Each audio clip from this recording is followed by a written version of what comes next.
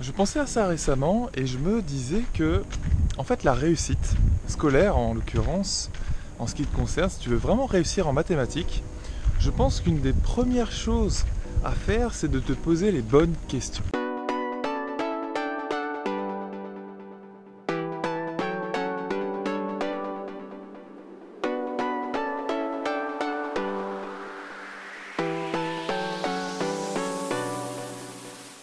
Qu'est-ce que ça veut dire se poser les bonnes questions?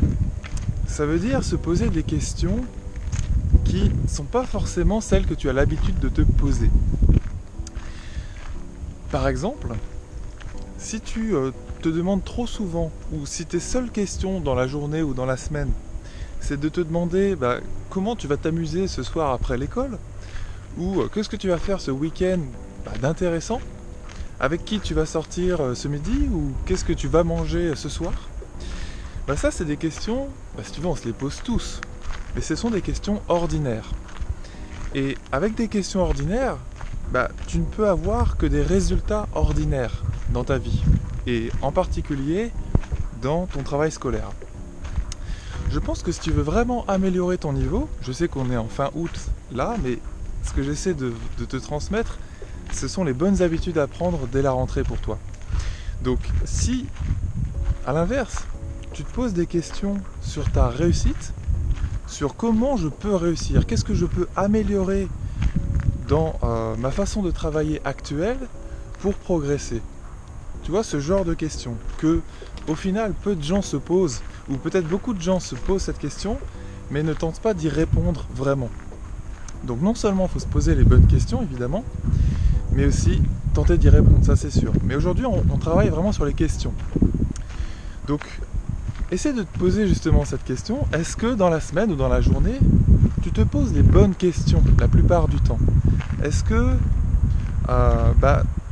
tu n'es pas en train de te poser des questions futiles, des questions qui sont certes, qui vont déterminer avec qui tu vas manger, sur comment tu vas passer ta soirée, etc., etc. Ça, c'est des questions qu'on se pose tous, mais pose-toi aussi des questions, on va dire, qui ne sont pas ordinaires, mais qui sont extraordinaires, qui sont au-delà de l'ordinaire.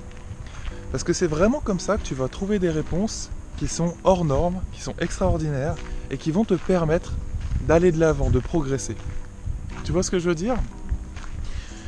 Un exemple de question comme celle-ci, ce serait tout simplement, comme je te le disais, qu'est-ce que je peux améliorer dans ma méthode de travail?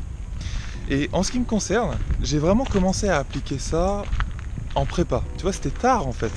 Jusqu'à la fin de mon lycée, même en début de prépa, je me posais pas ce genre de questions. On me disait en fait, faut travailler, quand tu vas en prépa, faut travailler. Mais en fait, on ne dit pas comment faut faire. Tu vois ce que je veux dire? Et donc, ça a dû être à moi, petit à petit, de comprendre que c'était ce genre de questions qu'il fallait que je me pose. Il fallait pas juste que je me dise, Romain, va au travail. Non, il fallait que je me dise, surtout compte tenu de mes résultats qui bougeaient pas beaucoup en début d'année, qui n'étaient pas excellents, il fallait que je me demande, que je me pose en fait des questions qui étaient en fait différentes de tout ce qu'on m'avait dit auparavant, tu vois. Et c'est un petit peu difficile à expliquer ce que je t'explique aujourd'hui, mais voilà. Au final, ça se résume à ça. L'idée, c'est de se poser des questions que tu n'as pas forcément l'habitude de te poser.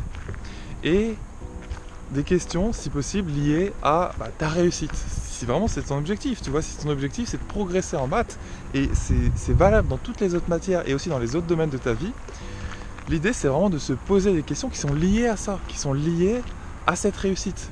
Et souvent c'est des grandes questions qui ne sont pas toujours évidentes à aborder et pour lesquelles les réponses ne sont pas toujours évidentes, mais il faut se les poser et tenter d'y répondre. Parce que si tu ne te les poses pas, si tu te contentes de te poser les questions ordinaires que tout le monde se pose, tu auras tout simplement, comme tout le monde, des résultats ordinaires. Tu vois, qui ne sortent pas de la norme. Donc des résultats moyens en fait, c'est ça que ça veut dire. Voilà, je te laisse méditer un petit peu là-dessus et réfléchir au type de questions que tu vas te poser de plus en plus à l'avenir. Sur mon blog Star en Maths TV, tu peux télécharger mon guide qui s'appelle 7 astuces pour augmenter rapidement tes notes en mathématiques. C'est un guide en PDF que j'ai écrit pour que ce soit facile à lire pour toi. Donc c'est un guide assez court, tu pourras le lire assez facilement à mon avis. et ça va te donner plein de conseils faciles à appliquer pour ton année scolaire à venir. Donc tu peux aller le télécharger dès maintenant, il suffit juste d'aller sur mon blog Star en Maths TV, tu entres ton email et tu vas tomber sur la page pour avoir le guide. Aussi, si tu penses que cette vidéo t'a aidé, n'hésite pas à cliquer sur like juste en dessous ou sur le +1 de YouTube et ça me fera plaisir. Et tu peux aussi partager la vidéo si tu penses qu'elle t'a aidé et qu'elle peut aider une autre personne. Voilà, je te dis à la prochaine dans la vidéo de demain. N'oublie pas que je suis vraiment en train de t'accompagner au moins jusqu'à la rentrée pendant ces vidéos quotidiennes. Le but étant de te motiver à faire un minimum de maths tous les jours. Donc j'espère que tu me suis parce qu'on est vraiment sur la chaîne des gens qui se bougent pour essayer de progresser dans cette matière. C'est vraiment important. Il ne faut pas juste regarder les vidéos. C'est toujours d'ailleurs ce que je dis dans mes vidéos d'exercice et de cours. Ça ne suffit pas de regarder les vidéos. Il ne faut pas être spectateur. Ça ne suffit pas. Il faut être acteur. C'est comme ça que tu vas progresser. Donc voilà, j'espère que au fur et à mesure de ces vidéos, tu arrives à faire un petit peu de mathématiques, ne serait-ce que 10 minutes par jour, ça serait bien. Voilà, jusqu'à la rentrée, ça te permettra de te remettre en condition et puis de te réchauffer un petit peu le cerveau. Parce que souvent, quand on ne fait pas grand-chose d'intellectuel pendant les vacances, ça m'arrivait aussi, on est complètement à plat pendant au moins une semaine à la rentrée, ce qui est un peu dommage. Voilà, parce que le train, il part assez vite quand même. Voilà, je te dis à la prochaine dans la vidéo de demain.